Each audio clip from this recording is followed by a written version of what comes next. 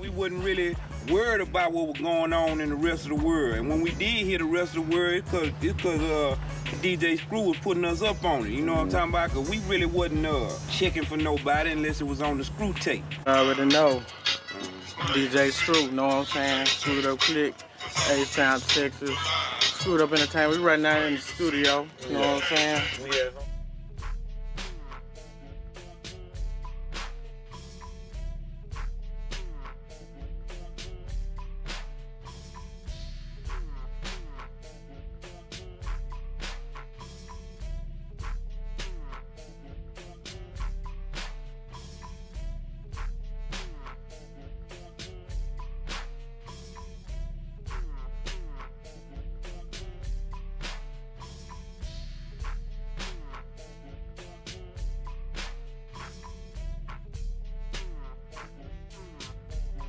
In November of 2000, Texas hip-hop pioneer Robert Earl Davis, known to the world as DJ Screw, was found dead in his Houston studio. Screw was one of the most influential cultural figures in Texas, godfather to a generation of rappers, an entrepreneur of Houston's mean, grimy streets, the master of a scene fueled by drink and underground hip-hop. Known for being the orchestrator of the biggest movement to ever hit the Texas music scene, Screw was loved and respected by many and hated by some. Screw wasn't a musician or even a rapper. He was the man behind the turntables, mixing music and raps together. It wouldn't be long before Screw would catapult his career using a brilliant, never-heard-of idea of slowing down the music. In retrospect, playing the music at 33 RPM over dope freestyles, putting it on tapes and selling them from his crib.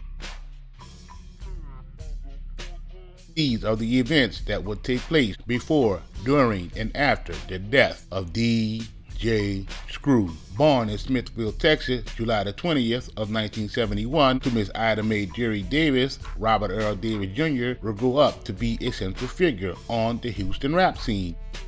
Screw's innovation included the trademark technique of slowing down the basic tracks of a cut when he remixed them, coining the phrase screwing a song. The rhythmic flavor couldn't help but be influenced. You can hear it in the styles of rappers such as Fat Pat, Lil Keke, Hawk, ESG, Big Pokey, and Big Mo. Screw moved the beats around like a drummer. The voices of the rappers that freestyle on his tapes shifted with it, consciously or not. Everything flowed through Screw's hands. Slowing down the music created the effect of sipping, but instead on wax. During the early 90s, Screw had some of Houston's most renowned underground rappers from the South Side freestyling on his Screw tapes. This eventually led to the formation of the Screwed Up Click. Although DJ Screw's tapes had taken the music scene by storm, not everyone respected the movement, looking down on the certified street dudes that were spitting on the tapes as a joke and not as real rappers. You know, we weren't real rappers to the rappers back then. Let's just be real. Troy didn't believe in us. You know what I mean? Told us we wasn't gonna make it past 288 with that type of rap. I'd already been with Troy before, and he just can't believe that I'm doing this bubblegum freestyle shit. You know what I mean? SPC, none of them niggas said we were real rappers. You understand what I'm saying? And they know it, you know what I mean? And so, it just is what it is. Key'll tell you, you know what I mean? Them niggas ain't look at us like we were a joke. You know what I mean? We was the niggas, because we was just hustlers that went and freestyled on the tape, that the shit got popular, so it was more like a trend, and trends do what end. Screw began DJing at the age of 13 in his hometown of Smithville. It wouldn't be until a few years later that Screw would move to Houston. It was on the south side of Houston that Screw would embark on his journey to being an H-Town legend. Screw would go on to record hundreds of different underground mixtapes, released primarily on cassette. Screw also released the 5 above ground bangers, All Screwed Up Volume 1 in 1995, 3 in the Morning Part 1 1995, 3 in the Morning Part 2 Red in 1996, 3 in the Morning Part 2 Blue in 1996, and All Work No Play in 1999. Before the release of All Work No Play, Screw would launch Screwed Up Records and Tapes, located at 3538 West Fuco Street in Houston, Texas. Screw's cult-like following will produce mixtapes which include titles such as June 27th and The Final Chapter. What originally started out as a trend on the Houston rap scene, Screwed and Chopped music started getting more widespread attention with the introduction of P2P programs such as Napsters in the late 90s. This would ultimately lead to Screw getting recognition across the country and being known as one of the biggest faces in Southern hip-hop.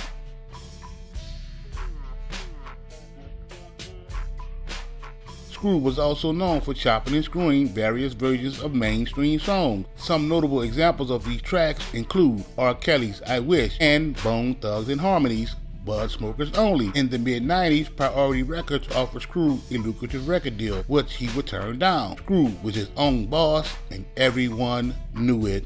It was Screw, more than anyone, who set the tone for what you now hear today in the streets of H-Town. In an unfortunate turn of events, Screw would lose his life on November the 16th of 2000. Ongoing controversy would revolve around the death of Screw. Zero would take to the Screwville platform to give a heartfelt interview immediately after the death of Screw. Man, when Screw left, man, like everybody was just weak, you know what I'm saying? Like niggas was hoes. Like you couldn't find nothing genuine in nobody. Motherfucker be like, hey man, I love you, man. But they really love what you do or what you could do for their pocket. Screw's the only motherfucker that'll be like, when that nigga told you he loved you, he wasn't trying to make you rap. And it was like the brother a nigga never knew until a nigga met him. You know what I'm saying?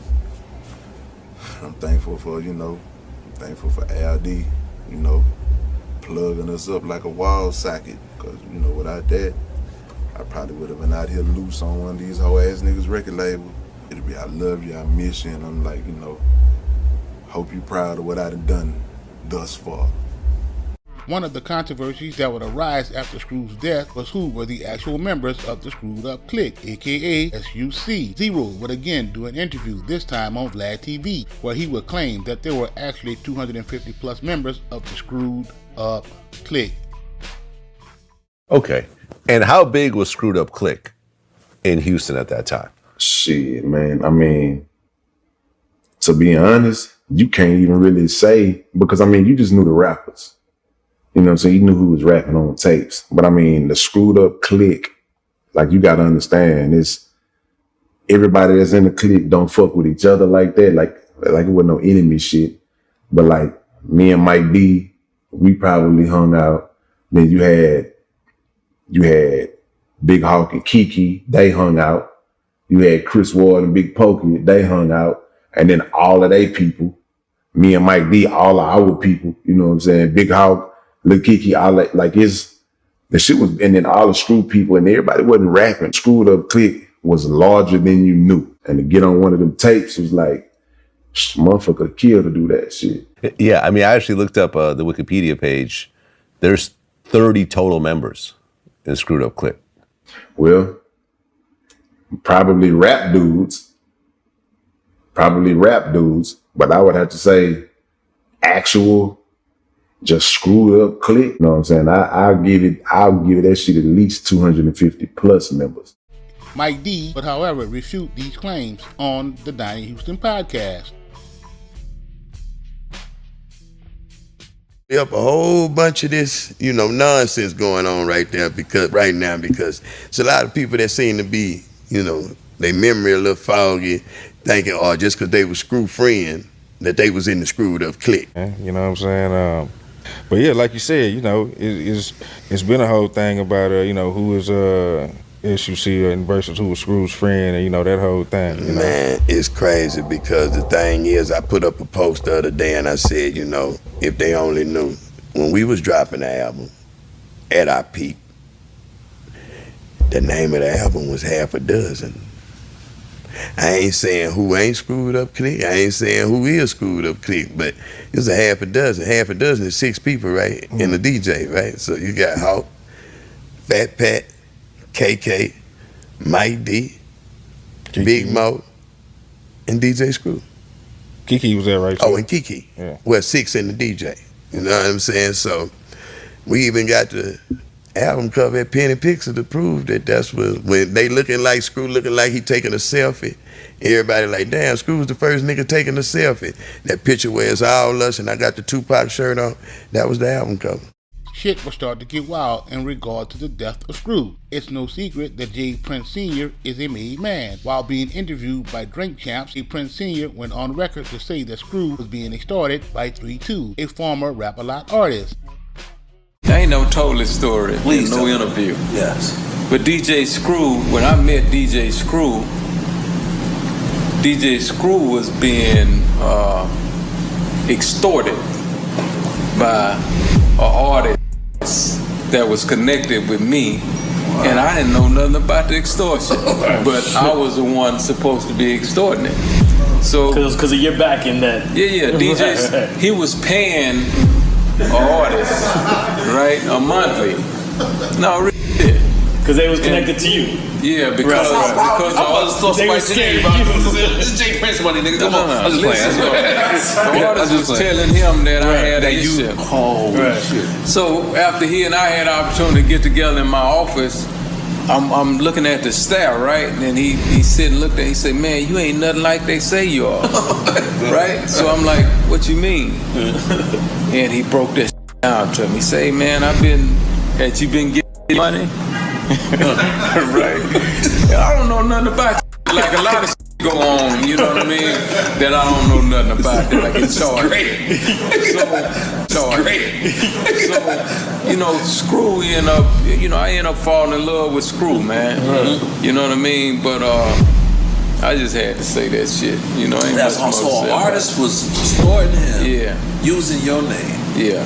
Holy moly guacamole. I'm not going to ask who the artist is. As much as I want to ask, I'm not going to do it. I'm not going to be able to do it. Let me say this about him. He dead. Oh, okay, God bless. We're going to go. I didn't have nothing to do with that. All right, but he not here no more. God bless. God bless. Rest in peace. Rest in peace. Refusing to let that shit slide, Mike D would shut those rumors down. I was watching that Drink Champs, man. And you had posted about the Drink Champs episode, you know what I'm saying, about the whole thing about Screw being extorted and that whole nine, man. Oh my God, man. And unfortunately, you know, I wish that Nori, you know, they don't really know enough about Screw to even like kind of dive in and like figure out what was going on.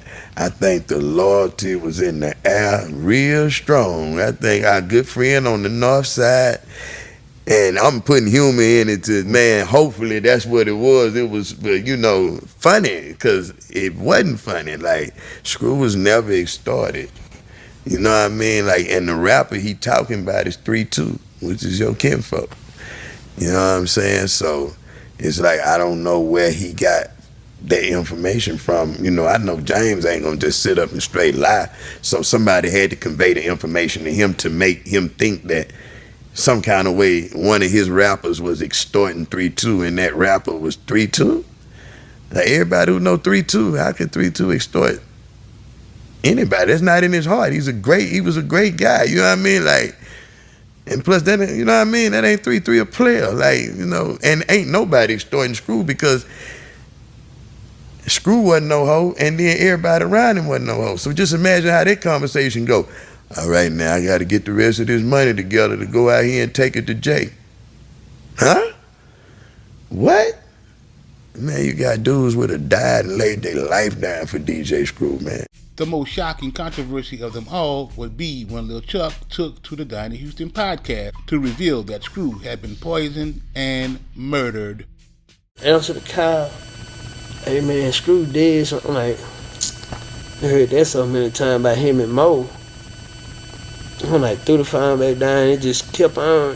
And I got, man, I'm like, man, what's up? He like, Screw dead, man. Man, I said, man, I just left there by like 5 in the morning. It was like by like 8:39. Yeah, man, he said, get out of here right now. So I flew out to the studio. They didn't want to let me in the door at first, but then, you know, me, you can't stop me on nothing like that. So I tell the loud man, move, go in there. I was like, wait, yeah, he like, here and there. So I go in there, he in the restroom, man. I'm like, the fuck? I'm like, damn, bro. And you know, I had put it in my mind, like, when I seen him, the average person wouldn't pass away like that. Man, Screw passed away hugging the toilet, man. When you die like that over overdose, you gonna fall right there on the spot. You know what I'm saying? He was like, maybe he just made it to the restroom. And he started asking me who was there when I left. I was like, I couldn't think of nobody but LD. That's the only way I can remember. I think my other kinfolk, Chris Cooley, was there too. But, you know, Screw had a couple of seizures before his death when Al was with him. And Al brought him back both times. You know what I'm saying? So, when he passed, that's what we thought that happened. You know what I'm saying? Because, you know, he had a bad heart in other situations, other things too. The dude who worked at the place, at the coroner office, he was a fan of Screw. You know what I'm saying? He was like, damn. He said, man, I have something to tell y'all. You know, I really want to shake his hand, you know what I'm saying? I know he just got to cleaning fam up, you know what I'm saying? So I'm telling him, let me shake your hand. He was like, why you want to? I said, cuz you just cleaned them up, right? He was like, yeah. I like, that's why. I said, I want me shake your hand, man. So he shook my hand. So he tell the family that he was pausing. So I pausing. Then I'm thinking to myself, I'm like, man, it got to be true because the man died hugging the toilet stool. This, however, wouldn't be the first time that this had been publicly stated. In 2006, 02 did an interview where he would state that someone close to Screw had laced his drink. Long live DJ Screw.